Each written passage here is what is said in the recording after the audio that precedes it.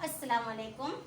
Standard 10 subject maths lesson number 5 समांतर श्रेणी। आज हम नया लेसन समांतर श्रेणी, जिसको उर्दू में बोलते हैं हिसाबी तसाउद, इसके बारे में आज हम जानकारी हासिल करेंगे। तो सबसे पहले हम इसके जो ज़ाब्ते हैं उस ज़ाब्तों के बारे में देखेंगे और समांतर श्रेणी है या नहीं है इसके बारे में आज हम जानकारी हासिल करेंगे। तो लेसन नंबर 5 समांतर श्रेणी यानी कि हिसाबी तसाउद। और इससे पहले मैं आपको बोलूँ कि मैं जितने भी आपको सूत्र लिखा रही हूँ, अभी यहाँ पर मैं जितने भी ज़ाब्ते लिखाऊंगी उसे अपनी नोटबुक में लिखना है। हर मिसाल को, हर ज़ाब्ते को लिखना है। और ज़ाब्ते हम कितनी बार लिखेंगे? 5 बार ज़ाब्ते को लिखेंगे और उसे याद करेंगे। तो सबसे पहले हम हिसाबी तसाउद यानी कि समांतर श्रेणी के बारे में जानेंगे।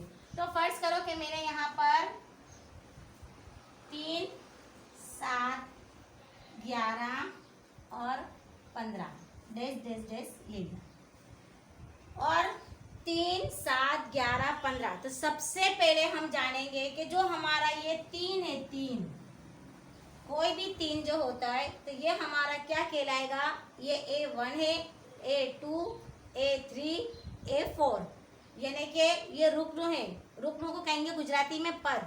प्रथम पद, बीजू पद, तीजू पद, चौथू पद यानी कि पद। रुक्न को क्या कहेंगे? पद। और हम कहेंगे पहला रुक्न, दूसरा रुक्न, तीसरा रुक्न, चौथा रुक्न। अब हम क्या करेंगे कि सबसे पहले हम जानकारी देंगे कि 3, 7, 11, 15। तो हमको ये जानना है सबसे पहले कि क्या यह समांतर श्रेणी है, क्या यह हिसाबी तसाउद है। मैं ज़्यादातर गुजराती में ही बोलूँगी क्योंकि हमारा पेपर गुजराती में है।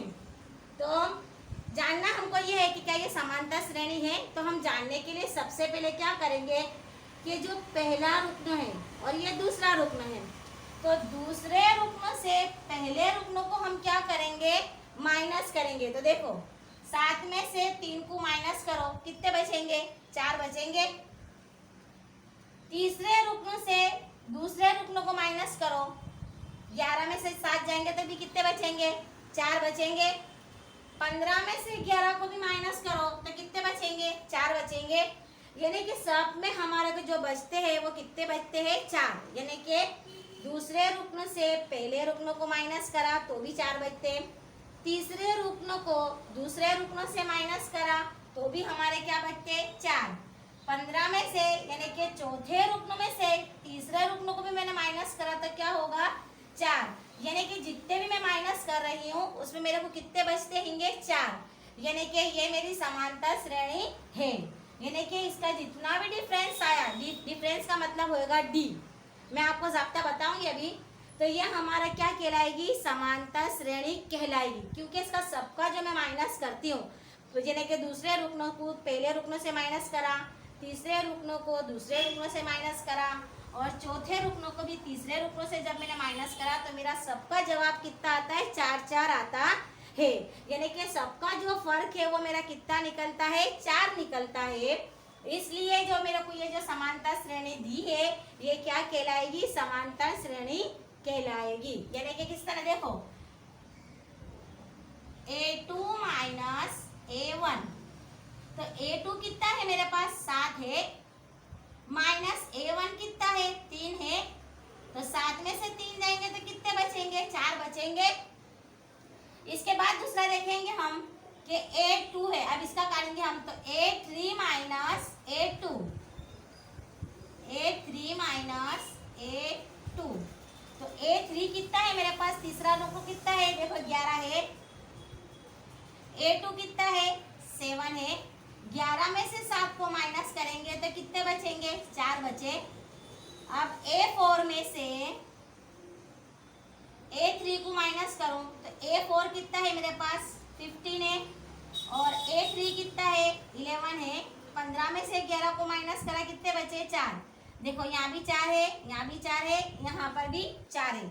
इसका मतलब ये हुआ कि मेरी जो समांतर श्रेणी दी गई है ये कैसी है? ये समांतर श्रेणी है। यानी कि सबका डिफरेंस कैसा आया? सेम आया। देखो यहाँ भी 4 है, यहाँ पर भी 4 है, यहाँ पर भी 4 है। वापस मैं समझा रही हूँ, A1, A2, A3, A4 ये रुकन यानी कि पहला रुकनो, दूसरा रुकनो, तीसरा रुकनो, चौथा। गुजराती में बोलती हूँ प्रथम पद, बीजू पद, तीजू पद, चौथू पद। अब क्या करेंगे हम कि जब भी डिफरेंस काढेंगे तो A2 माइनस A1। अगर हमको बीजो पद शोधना हो तो A3 माइनस A2 यानी कि हम पीछे से आगे आएंगे। तो मेरा यहाँ पर जितना भी डिफरेंस निकला, कितना निकला, चच्चर का निकला। इसका मतलब मेरे को जो ये रकम दी गई है ये समांतर श्रेणी है। इसके बाद की भी मिसाल मैं आपको बताती हूँ।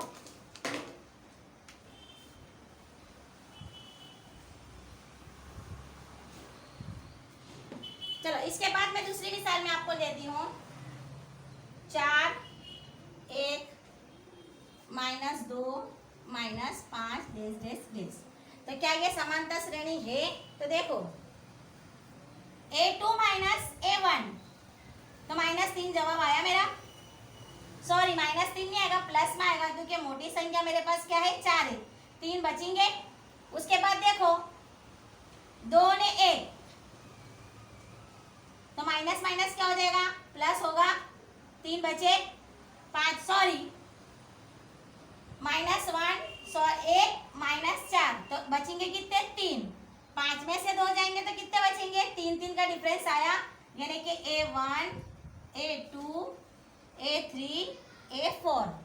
हजू तो अब मेरे को इससे पहले इसको देखेंगे कि A2 माइनस A1 तो 1 में से 4 जाएगा तो कितने बचेंगे 3 का बचा। फिर A4 माइनस A3 तो 5 में से 2 जाएंगे तो कितने बचेंगे 3 बचेंगे। यानी कि ये भी मेरी जो है वो क्या कहलाएगी समांतर श्रेणी कहलाएगी। समझ पड़ी कि वापस समझाऊं। देखो A2 माइनस A1 यानी कि 1 में से मैं 4 को माइनस करूंगी तो मेरे पास 3 बचेंगे। उसके बाद A4 माइनस A3 तो A4 मेरे पास 5 है, 5 में से 2 जाएंगे तो भी कितने बचेंगे 3 बचेंगे। इसका मतलब यह है कि आप हमें जो दी गई है वो समांतर श्रेणी है। इसके बाद देखेंगे हम तीसरी मिसाल भी बताती हूँ। 2 6 18 54। चलो बताओ ये समांतर श्रेणी है?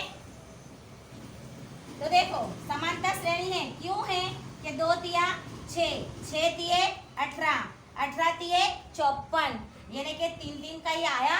3 से मैंने दिए इसको जरूरत देने के बावजूद ये मेरी समांतर श्रेणी है। इसके बाद है चलो चौथी मिसाल देते हम। 5 6 7 और 3। चलो तो ये मेरी समांतर श्रेणी है। देखो तो 6 में से 5 जाएंगे तो कितने बचेंगे 1 बचेगा। 3 में से 7 जाएंगे तो कितने बचेंगे -4 बचेगा। यानी कि मेरा जो डिफरेंस आया वो कैसा आया रॉन्ग आया। यानी कि A2 माइनस A1 तो A2 कितना है मेरा 6 माइनस 5 तो 6 में से 5 जाएंगे तो कितने बचेंगे 1 बचा। अब इसके बाद देखो A4 माइनस A3 तो A4 कितना है मेरे पास 3 है तो ये कितना है 7 है तो 3 में से 7 जाएंगे तो -4 बचता है। यानी कि डिफरेंस कैसा मेरा आया दोनों अलग अलग आया। इसका मतलब जो है कि हमारे को जो दिया है श्रेणी ये समांतर श्रेणी नहीं है क्योंकि समांतर श्रेणी बनने के लिए उसका जो डिफरेंस है जो फर्क है A2 और A1 A3 A2 A4 A3 ये सब का डिफरेंस कैसा होने चाहिए मसावी होना चाहिए यानी कि समान होना चाहिए तो ही वो जो है कहलाए वो जो श्रेणी है वो समांतर श्रेणी कहलाएगी। अगर डिफरेंस हमारा अलग अलग आता है रुकनों के अंदर तो वो समांतर श्रेणी नहीं कहलाएगी। अब इसके हमको सूत्र देखने हैं। तो इसके सूत्रों को 5 बार याद करना है और 5 बार लिखना है। इसको नोट में हर बच्चा 5 बार इसको लिखेगा और याद करेगा। तो चलो सबसे पहले मैं आपको बता देती हूँ कि मैंने जो मिसाल दी थी वो ले लूंगी मैं कि 3 7 11 और 15 है ना ये हमने देखी। तो सबसे पहले मेरा जो सूत्र होएगा तो ये मेरा A1 है A2 है A3 A4। जब भी हमको हिसाब हल करेंगे तो उसका सबसे पहले जो आएगा वो डिफरेंस काटने का आएगा। क्या आएगा? डिफरेंस, यानी कि A1, तो A1 इज इक्वल टू मेरा कितना हो जाएगा? 3। ये मेरे को 3 मिल गया। लेकिन अब इस पे क्या करने का हमको? केस डिफरेंस काटने का। तो डिफरेंस हम किससे मालूम करेंगे? तो मैं सूत्र में आपको लिखा देती हूँ।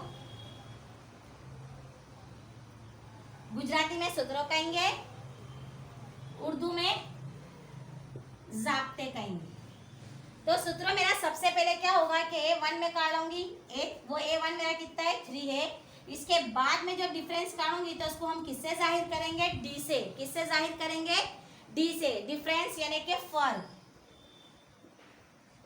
जिसको गुजराती में बोलेंगे तफावत। तो डिफरेंस हम किस तरह करेंगे? तो A2 माइनस, इसका जाब्ता आएगा A2 माइनस A1। ये मेरा जाब्ता हुआ। काय का जाब्ता निकलेगा? ये D का। इसके बाद मेरा जो जाब्ता आएगा वो ये आएगा के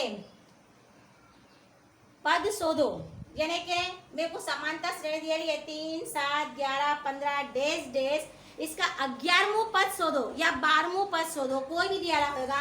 मान लो कि मैं ले लेती हूँ यहाँ के 8वां पद शोधो। क्या दिया यहाँ मेरे को? 8वां पद। तो अब मैं ये भी तुमको शॉर्टकट बताती कि जहाँ भी सवाल में अगर मुंह होता है, नू होता है, तो वहाँ हम जो सूत्र लगाएंगे वो सूत्र ये है कि an इज इक्वल टू काउंस में a plus n minus 1 गुणिया d। ये हमारा जाब्ता है। लेकिन ये जाब्ता कब लगेगा? कि जब हमको सवाल में मुंह होए नू होए, यानी कि समांतर श्रेणी 3, 7, 11, 15 8वां पद शोधो। तो पद शोधने का सूत्र क्या है? यानी कि रुकन मालूम करने का जाब्ता, रुकन मालूम करने का जाब्ता। तो रुकन मालूम करने का जाब्ता क्या है? an is equal to a plus n minus 1 ज़रब d। ये दोनों के अंदर कोई निशानी नहीं है, इसलिए d और काउंस में जो n माइनस 1 है उसके अंदर क्या आ जाएगा? ज़रब होगी। अब इसके बाद हम जो देखेंगे, जाब्ते को 5 बार लिखना है। तो सबसे पहले ये हो गया हमारा। अब उसके बाद है कि a बराबर मेरा क्या होता है? पहला रुकन होता है। a बराबर क्या होता है मेरा? पहला रुकन। अब मेरे को दूसरा रुकन मालूम करना हो तो उसका जाब्ता क्या लगेगा? तो A2 बराबर क्या करूंगी मैं? A plus D। क्या कर दूंगी मैं? A plus D। अगर A3 शोधना हो तो A प्लस 2D। क्या कर दूंगी मैं? 2D। A4 मालूम करना हो तो A प्लस 3D।